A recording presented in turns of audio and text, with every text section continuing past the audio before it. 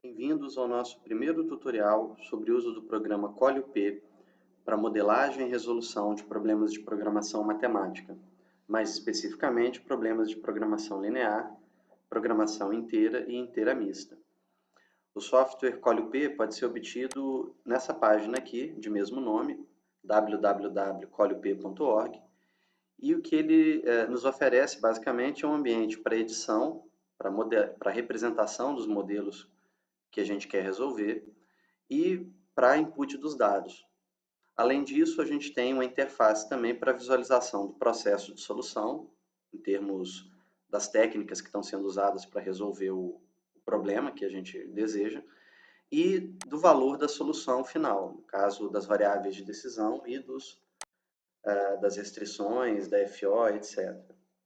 Bem, a linguagem CMPL é uma linguagem de programação matemática e, portanto, uma linguagem muito próxima da maneira com a qual a gente representa, tanto na forma algébrica como na forma matricial e vetorial, os modelos de programação inteira e de programação linear também. Nesse sentido, a linguagem ela é extremamente óbvia, né? Digamos que os comandos são muito parecidos com a maneira que a gente escreve a FO, as variáveis de decisão, as restrições.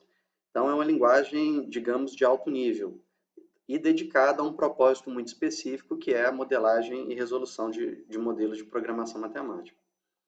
Bem, no ColUP, os modelos são escritos na linguagem CMPL. Então, digamos que CMPL é apenas a linguagem, ou seja, ela é o conjunto de regras e define a sintaxe com a qual a gente representa os modelos, mas quem resolve efetivamente o problema o que está representado são esses resolvedores que estão aqui indicados, o CBC, o GLPK, o SCIP, o Gurobi e o Simplex.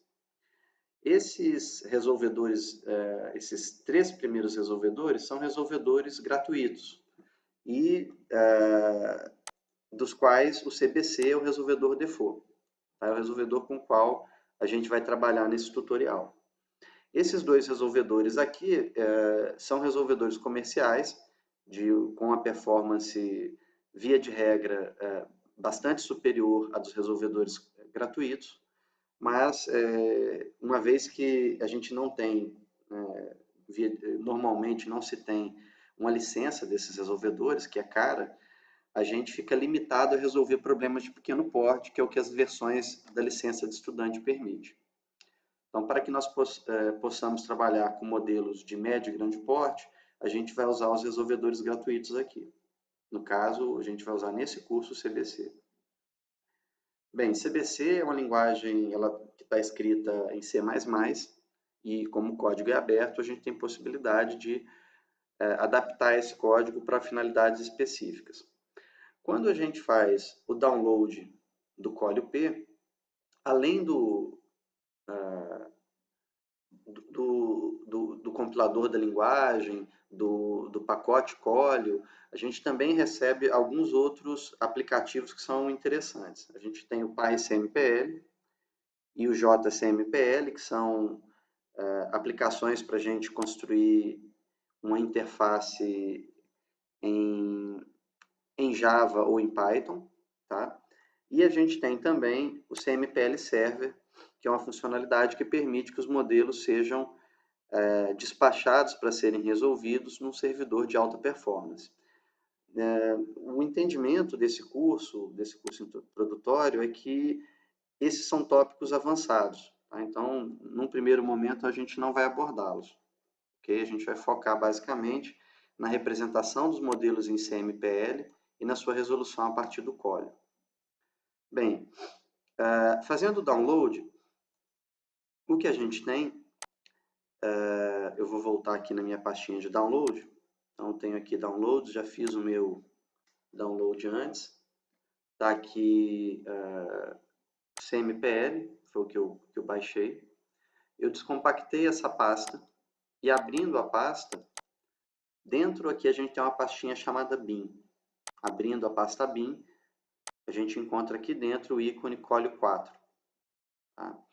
Esse programa, ele é um programa portável, portanto, a gente não precisa realizar a instalação dele após o download e a descompactação da pasta. Isso permite que a gente colhe essa pasta que foi descompactada na área de trabalho ou em qualquer outro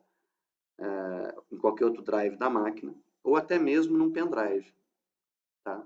Eu sugiro que vocês guardem a pasta num local que não haja risco de alguém acidentalmente deletar ou corromper qualquer um dos arquivos da pasta.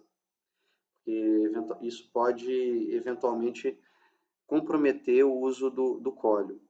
Eu, nessa máquina, por exemplo, já tinha feito o download antes e peguei a pasta descompactada e colei lá na pasta de arquivos de programas que fica no C.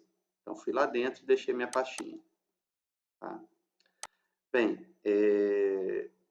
depois de fazer isso, eu fui lá dentro, abri, né, fui em cima do ícone do Colio P e enviei um atalho para a área de trabalho. Então, criei um atalho lá para não ter que toda hora abrir a pasta quando quiser resolver algum problema de programação matemática. Bem, o ícone que a gente encontra na área de trabalho é esse daqui. Então, vou abrir para vocês verem a interface do Colio P. Bem, é um programa extremamente simples, ele tem poucas funcionalidades. São 3 abas, a primeira para a escrita dos modelos e dos dados do modelo. Uma aba de solução, em que a gente vê o valor da solução encontrada, o valor da FO. E uma aba de output que tem informações mais detalhadas sobre o processo de resolução. Então, ele reporta, por exemplo, quais métodos foram usados na resolução do problema definido, qual o tempo de gasto em cada uma das etapas do processo de solução, apresenta ao final um report em que dá um sumário do número de iterações realizadas por cada método, do tempo total de processamento, enfim. Digamos que essa aba ela nos apresenta para cada um dos softwares ali listados um output refinado do que foi gerado durante o processo de solução.